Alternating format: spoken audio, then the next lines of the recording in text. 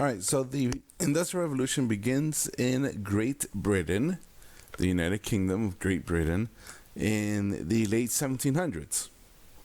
So the question is why? Why Great Britain? Why does it start there? What's so special about Britain? And there's a lot of special things about Britain, especially its geography and what they have under their soil. So for one thing, Britain has a ton of coal deposits, right? Of course, coal is going to be the main fuel source for the Industrial Revolution. They also have a lot of iron deposits. And of course, you need tons of iron to build machines, to build buildings, to build railroads.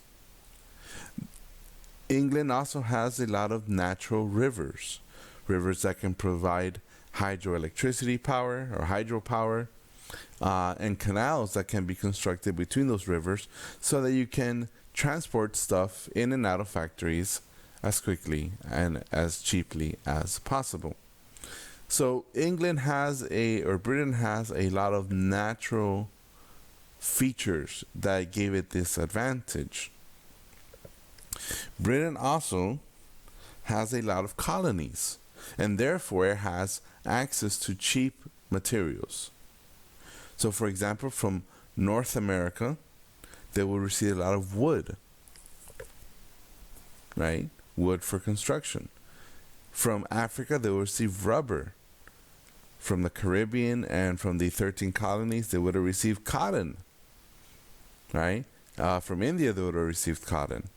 So my point is that because Britain had colonies set up all over the world, had access to the resources, the natural resources of those colonies, they can get those resources super cheap, right? Which is absolutely critical because it is super expensive to build a factory and to have all the technology necessary to have a factory up and running.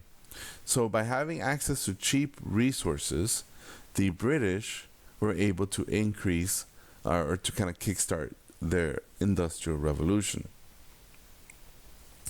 Now, Britain also had a legal and economic system that lend itself to industrialization.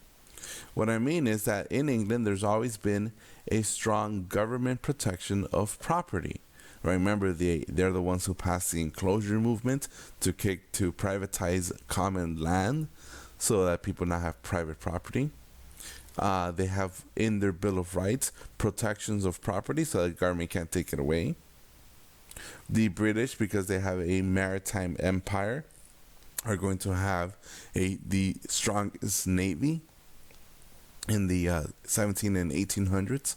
The biggest, most powerful navy in the world will be the British one, and the British one will use their navy to protect all its merchants, all its transportation trade routes. The British were also very rich. They had a lot of capital, a lot of money, because they controlled so many colonies, because they made so much profit off the slave trade. They made so much profit off of the cash crops that they were being grown in North America or in the Caribbean, in places like Jamaica and the Bahamas, right? And so Britain was a growing economic power. It was very wealthy. It had a strong navy. It had political rights of property. And you combine these, and you combine with capitalist beliefs. Remember, going back to the Enlightenment, we have Adam Smith, the founder of capitalism. He was English. He was British, right? He was from Scotland, which is part of Great Britain.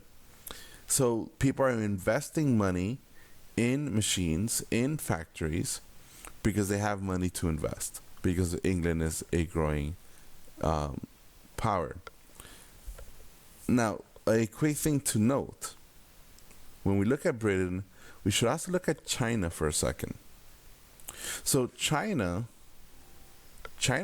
is super rich, right? China may not have a strong navy, but it has a strong military. And China is so huge that it has access to resources. And it's so huge that it has access to millions of cheap laborers, right? The Chinese peasants. And China has coal.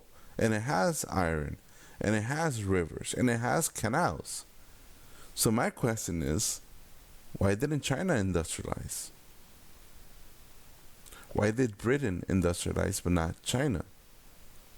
And here's your answer. Because population. China has had and still has the largest population in history in the world. That means that there's never been a need to become more efficient in producing goods. There's never been a need to increase production through machinery, because you have so many laborers that they can produce so much quantity of goods that it isn't necessary to mechanize. Now Britain has less people, and they have all these resources. So as Britain becomes more, is looking to industrialize, they're looking for machines, they're looking for technology to change things up, to speed things up. And of course you should remember that China, right, they are very resistant to technology. They're resistant to change. They want to keep things the way they've always been, because they've always been on the top. So China never industrializes during this time, or doesn't industrialize during this time, because they didn't really have to. There wasn't a need for them to do so because they were so rich and so powerful. Britain, always looking for an advantage, always looking for a step forward, is going to industrialize and gain that advantage. All right. So after Britain industrialized, we're going to see the spread of industrialization. It's going to go across the North Sea into continental Europe, where we're going to see it spread to Belgium, then France, then Germany, then Italy, then other parts of Western Europe.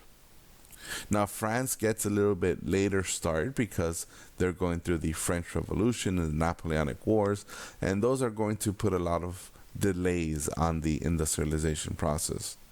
Germany won't industrialize until the late 1800s. After it becomes unified, because before that Germany didn't really exist as a nation state. So 1820s, more or less, we see more and more of Western Europe gets industrialized, right? Notice that the former super powerful empires of Spain and Portugal, they don't industrialize, right? They're still holding on to their colonies in Brazil and in South America, trying to remain a major power. But the rest of Europe is going to slowly industrialize. Now, in the United States, we see industrialization start occurring about the same time in the 1820s, right? In the northeastern part of the United States is where it's going to occur. For the same reasons that it occurs in Britain. They have the same resources, same raw materials, same rivers, same economy, right? So the northeastern part of the United States, what we call New England, they would industrialize, while the southern states, right, would not industrialize. They would remain agricultural, and they would remain on, using slave labor. Now we also see that railroad construction is going to be a big part of the industrialization here in the United States, because railroads are going to connect all these states together, right, from the north to the south, and from the east eventually across the entire continent to the west. By the late 1800s, at the end of the modern era, and even into the early beginnings of the contemporary era, which is the 20th century, 1900s, we see that Russia is going to industrialize, and Japan is going to industrialize. And these two are going to industrialize because they're going to start competing with the West, competing with Western Europe and the United States. And both of these are going to be industrialized under state or government supervision, meaning that the government is making sure that the country industrializes. China and the Ottoman Empire, they're not going to industrialize, or at least not as much. And the end result is that they have all these religious and philosophical traditions that resist all these changes, all these steps towards industrialization, steps towards modernization, and the end result is that they're going to grow weaker as the West grows stronger. So Russia and Japan are going to industrialize, China and the Ottoman Empire will not. Latin America, Africa, South Asia, Southeast Asia, right? They were not going to industrialize until the 20th century. Parts of Latin America will, and parts of other places will here and there, but not that much. And these are all going to become what are known as export economies, meaning that their main economic activity is to export raw materials to the industrialized countries. And therefore, wages are always going to remain small.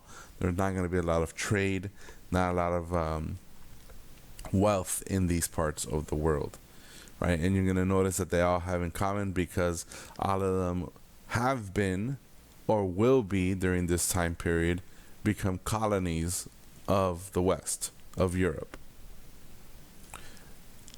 Now we see again a global division of labor. That's why I just mentioned that some countries that are industrialized are going to sell manufactured goods and make a lot more money doing so than countries that are focusing on agricultural or raw material exports. They make much less money. So the urbanized societies produce manufactured goods, gives them more money. The rural agricultural societies or countries are going to not make as much money. All right, last thing we're going to talk about here is the factory system. So how do factories work? Well, remember, factories are built, most of them at first were built next to rivers, but then that's going to change thanks to the steam engine. Rivers are going to be critical because it allows quick and fast and cheap transportation up and down the canals, up and down the rivers, so you can produce goods in your factories, ship it down to the port, and from the port sell it anywhere around the world. This replaces the putting out or the cottage industry that we mentioned in previous videos, and now people, instead of working at home, right, where you're going to get paid, now you're going to go to the factories, you're going to report to a factory, you're going to work there using their machines and get paid doing so, right? So instead of producing stuff at home, the shift is now to produce stuff in the factory. Instead of the family working together producing goods, now it's workers, random workers working next to each other producing goods. And again, why has this factory system become the dominant one? Because of increased production costs. So it costs a lot of money to have a machine. And you can't have 100 machines to give to 100 families to produce goods. Instead, you can have one machine and you can have 100 people working on it in one factory. So machines, again, the increased cost and size and complexity of machinery means you need a factory, which means you need people to come to work for you instead of you going out to the countryside offering jobs to those people. Now you're going to need a lot of unskilled labor because it doesn't require an education or a lot of expertise to run many of the machines. Because remember, in the past, if you were a shoemaker in the Middle Ages or in the early modern era, you would have to know every step of producing that shoe from beginning to end. But if you're in a factory where shoes are being made, you don't produce the shoes from beginning to end. You do one step in 100 steps of that production system. So you don't need to understand the whole process. You just need to understand your one task along that way, along that process. So you have a lot of unskilled labor, which means you pay them very, very little. And the more people are there, the more people are looking for work, the cheaper you pay them. Because if they ask for a raise, you just fire them and replace them with someone who will work for less. And why is there such a big supply of workers? Because of urbanization, because of the enclosure movement, because of the agrarian revolution. Now, what was life like in the factory system? Well, it was unnatural, for one. In the past, in human history, if you worked in the farm like many humans have done, you would wake up when the sun rises. You'll start doing your daily tasks, your daily chores. You eat with your family. You work, with your family, and you go to bed when the sun goes down, right? So it was very natural rhythm, right, of the day. But now that you're working in a factory, you're working in a mine, right? You're working 6 days a week. You're working 14 hours a day. When the sun goes down, the electric light bulbs turn on, and you keep working. If you work too slowly, you could get hit. Your owner, the factory owners, the mine owners, your bosses, they could attack you, abuse you. And there's nothing you can do, because if you speak up, you get fired. If you get injured, as many people did, right? You can't sue them. You can't complain to the government. You just get fired. If your family member dies in an accident, you don't get any type of settlement or compensation. They died, and then they hire someone else the next day. So it is strict, it is brutal, it is unnatural work to work in these industrial factories. And you can notice that children were constant employees, especially at the beginning, because they were so little. They were perfect for, working with those machines or climbing in and out of little tunnels in the mines, right, where they're pulling out, coal and other deposits from under the earth, under the surface. All right, so that is it for this part of our video. Thanks for watching.